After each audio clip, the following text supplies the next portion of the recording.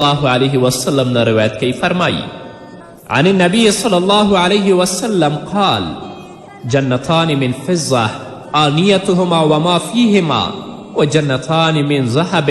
آنيتهما وما فيهما وما بين القوم وبين أن ينظروا إلى ربهم إلا رضاء الكبر على وجهه في جنة عدن رواه البخاري. رسول الله صلی الله علیه وسلم فرمایي دوه جنتونه دي چې ټول لوښي د سپینو زرو دي او دوه جنتونه دي چې د هغه ټول لوښي د سرو زرو دي او د جنتیانو او د هغوی د رب ترمنځ یعنی د رب د دیدار ترمنځ کم څه نشته مګر د کبریا صادر. یعنی هغه جنتیان چې په جنت کې استوګن دي د دوی ترمنځ او د دوی رب ترمنځ بله پرده نشته دی، بل حجاب نشته مګر د کبریا صادر، او دا په عدن جنت کې چې هغه همیشه والی جنت دی. الله دې موږ ته نصیب کړي. همدارنګه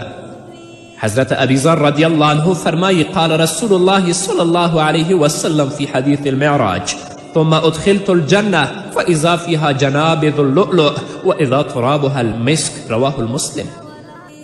حضرت ابي ذر رضی الله عنه په حدیث معراج کې د رسول الله صلی الله علیه وسلم نه روایت کوي چې رسول الله صلی الله علیه وسلم وفرمیل چې وروسته له دې نه زه جنت ته داخل کړی شوم، ومې لیدل چې په هغې کې ګنبدونه ول او هغه ګنبدونه د ملغلرو ول او خاورې د مشکو وه. نو الله رب العزت د مسلمانانو بندگانو لپاره هغه بندگان چې خپل ژوند د الله رب العزت د اوامرو مطابق د الله د احکامو موافق د محمد رسول الله د ویناو مطابق تیروي، هغو لپاره ګڼ شمېر نعمتونه په جنتونو کې تیار کړي دي.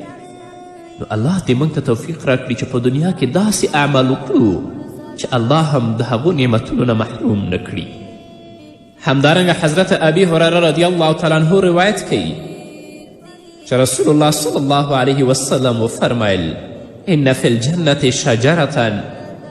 يسير الراكب في ظلها 100 عام لا يقطعها واقرأوا إن شئتم وظل ممدود رواه البخاري.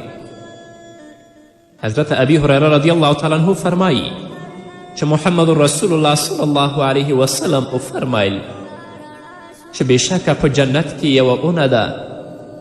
چې سپور انسان چې په سورلۍ باندې سوري تر 100 کالو پورې د هغې سوری نشي ختمولی. الله به هغې ته دونه سوری ورکړی وي چې یو انسان په سورلۍ باندې سوري او د هغه سوري لاندې روان وي تر 100 کالو پورې به د هغه سوری قطع نه کړي. رسول الله ویلې که تاسو غواړئ دا آیت ولولئ چې وظل ممدود په جنت کې به ډیر لوی لوی سوري وي چې هغه به څوک نشي راګیرولی. الله دې زموږ نصیب کړي. همدارنګه الله رب العزت په صورت نبا کې په 11 آیت نه تر 16 آیت پورې د جنت او د جنتیانو اوصاف او صفتونه بیانوي. الله فرمایي